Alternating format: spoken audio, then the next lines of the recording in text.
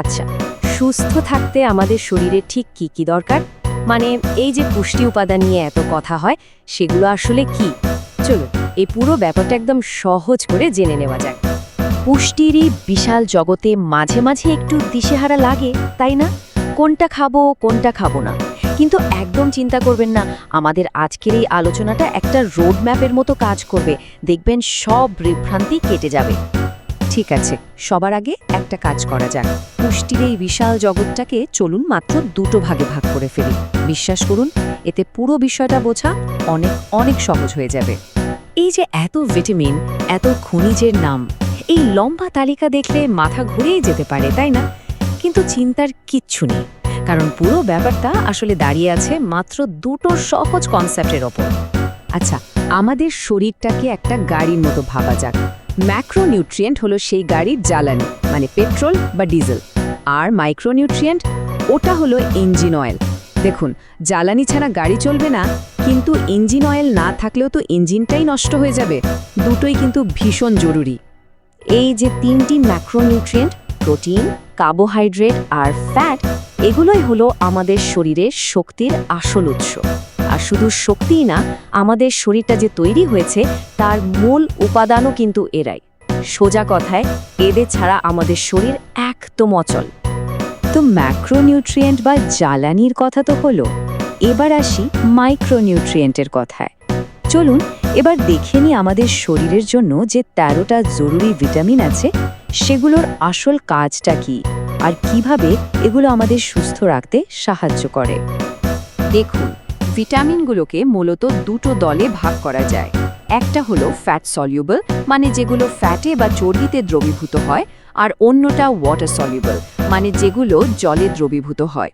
Fat soluble ভিটামিনগুলো আমাদের শরীরে জমা থাকতে পারে, কিন্তু ওয়াটার সলিউবল ভিটামিনগুলো B12 বাদে শরীরে জমা থাকে না। তাই এগুলো আমাদের রোজকার খাবারের মাধ্যমে গ্রহণ করাটা খুব জরুরি। ভিটামিন ডি কিন্তু সত্যি একটা দারুণ জিনিস। একে বলা হয় সানশাইন ভিটামিন। কারণটা হলো আমাদের শরীর সূর্যের আলোর সাহায্যে এটা নিজেই তৈরি করে নিতে পারে।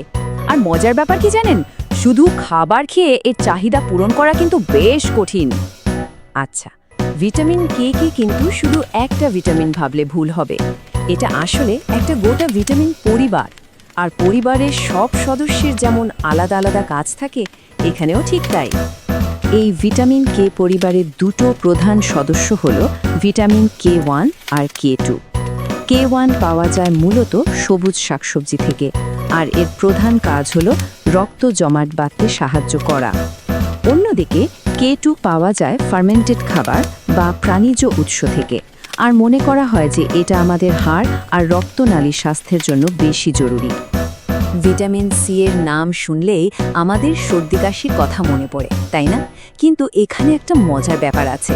গবেষণা বলছে ভিটামিন সি কিন্তু বেশিরভাগ মানুষের সর্দি লাগা আটকাতে পারে না। তবে হ্যাঁ, যারা নিয়মিত ভিটামিন সি খান তাদের সর্দি হলে তার সময়কালটা হয়তো কিছুটা কমে আসতে পারে। কাজেই এটা কোনো ম্যাজিক নয়। ভিটামিন নিয়ে তো অনেক কথা হয়, ওরাই যেন তারকা।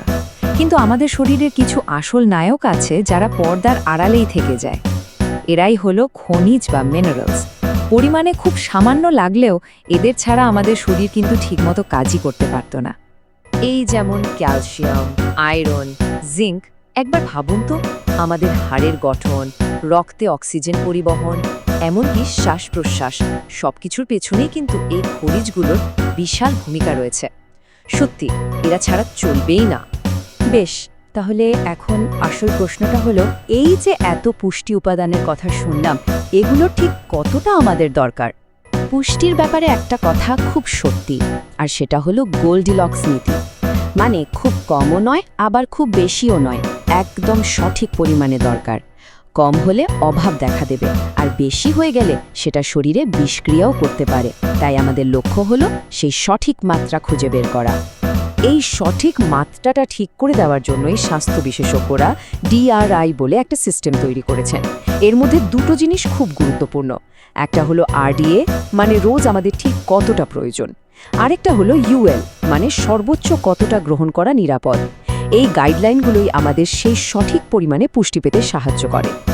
আর এখান থেকেই একটা খুব বড় বিতর্ক শুরু হয়।